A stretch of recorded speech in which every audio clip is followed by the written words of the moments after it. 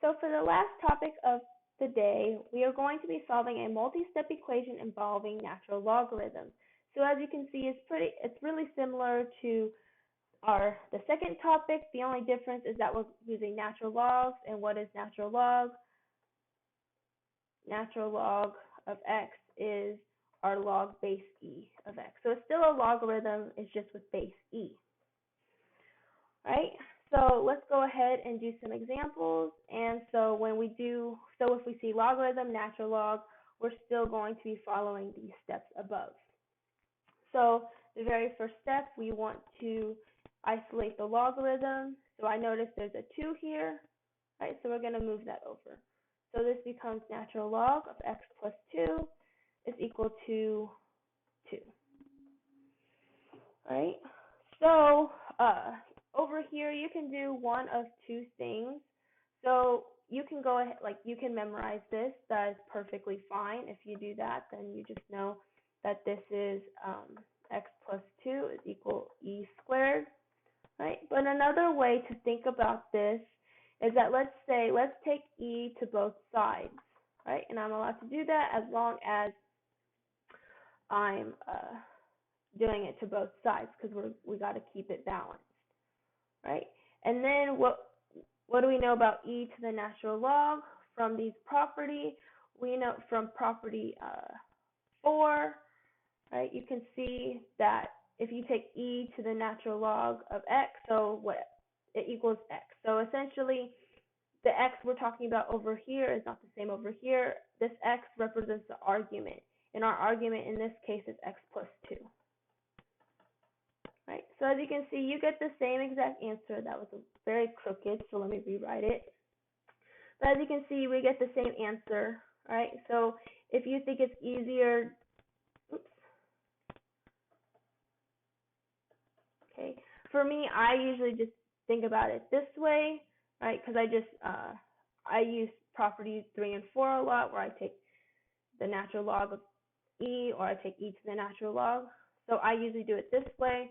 But like I said, you can also use this instead, right? It's whatever helps you remember how to do this, right?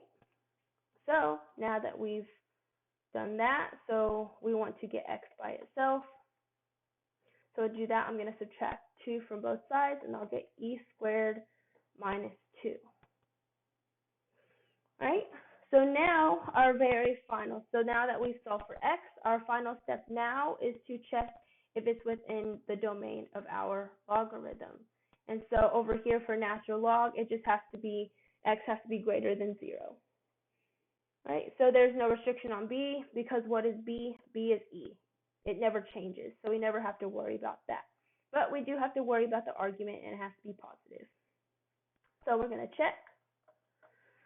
So I have 2 plus the natural log of e squared minus 2 plus 2 does this equal to 4, right? So I put parentheses in here to show that this x goes in here, all of it, right? But essentially, because there's a 1 as a coefficient, when I distribute that 1, it's the exact same thing. So these parentheses can just go away, right? So when they do that, so I get 2 plus natural log e squared minus 2 plus 2, that is just e squared. Does this equal to 4? So before we go on, I want to check. So now that our argument is as simplified as possible, I want to check this to see if it's within the domain. So what we want to know is is the argument greater than 0? Is it positive? But what do we know about e? E is approximately 2.71828, right?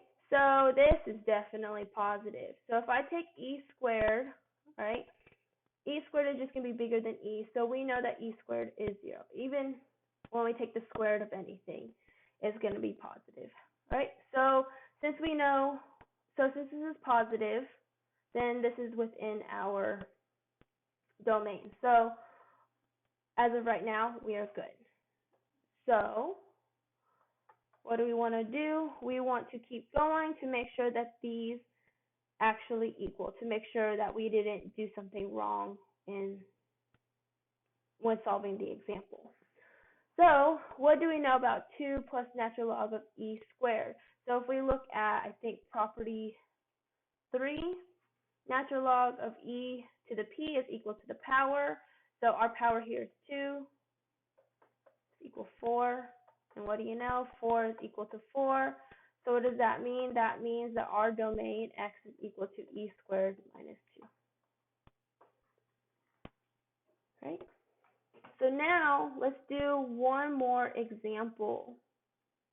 So the last example I want to do today is natural log of x plus 1 minus natural log of 3 is equal to negative 3. And our goal is to solve for x. So this one is a little different than what we've seen so far, in the sense that we have 2 natural logs this time instead of just one logarithm. So, but no fear, because it's the same, not much, it's just like one more step to do, right? So, but this is the reason why we really have to know our logarithm properties, right? So if you're not comfortable, we got to keep practicing until it becomes natural, right? So step 1, it says isolate the logarithms on one side. Lucky for us, the logarithms are already on the left side of the equation. So we do not, so step 1 is done for us. In step 2, we want to write a sum or difference of the logarithms as a single logarithm. So over here, this is a difference. Since this is a difference, what do I know? That we're going to use the quotient property. All right. So if we have, so it's natural log. So we already know that these have the same base. They both have the base of e. Right. So then we can use the quotient property. So what does it mean? So if I have 2 natural logs and I'm subtracting them, then this can become a single natural log, and I just divide the argument. So I get x plus 1 over 3 is equal to negative 3. Right? So remember, what is our goal? Our goal is to solve for x. And as we can see right here, I can't solve for x where it is right now. So what am I going to do? We're going to rewrite this in exponential form. So this is equivalent to x plus 1 over 3 is equal to e to the negative 3. Right? So now I'm going to multiply 3 to both sides. So I get x plus 1 is equal to 3e to the negative 3. And then now let's, so C1, now let's subtract 1 to both sides. So then I get 3e to the negative 3 minus 1. But I don't want any negative power, so I'm going to rewrite this. So this is x is equal to 3 over e cubed minus 1. Right, so this is our potential solution. So in order to make sure that this is correct, we're going to plug it into our original equation. Right, so I'll put it to the side here, so let's check.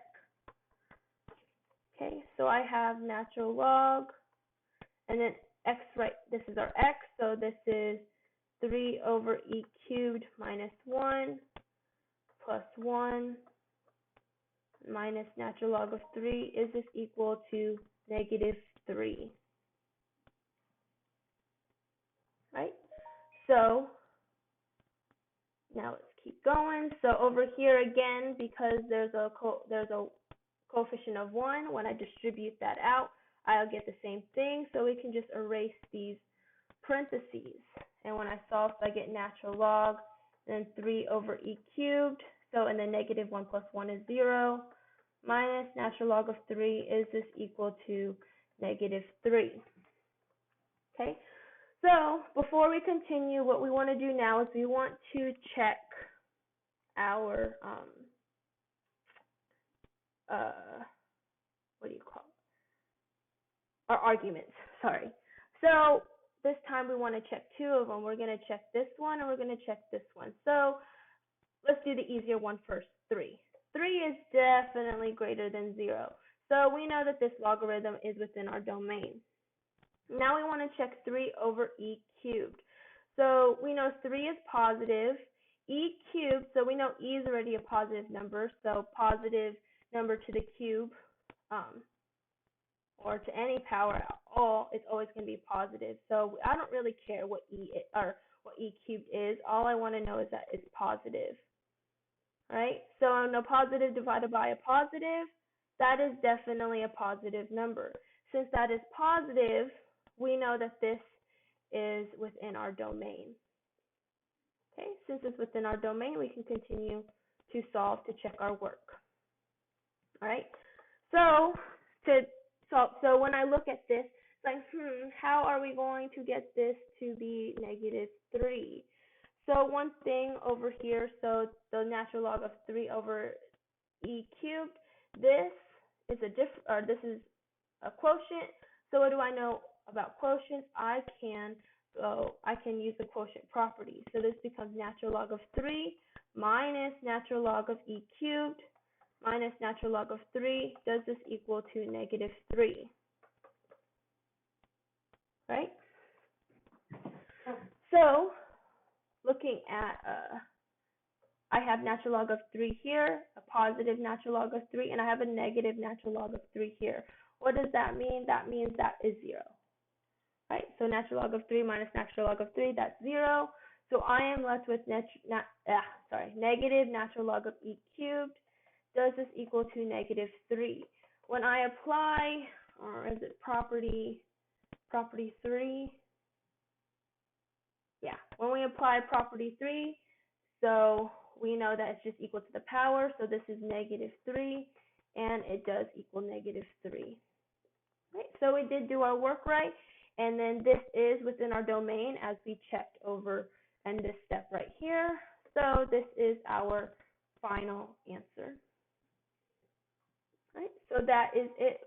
That is the first half of section 8.7, and then we will go over more stuff, more examples, and then other concepts tomorrow.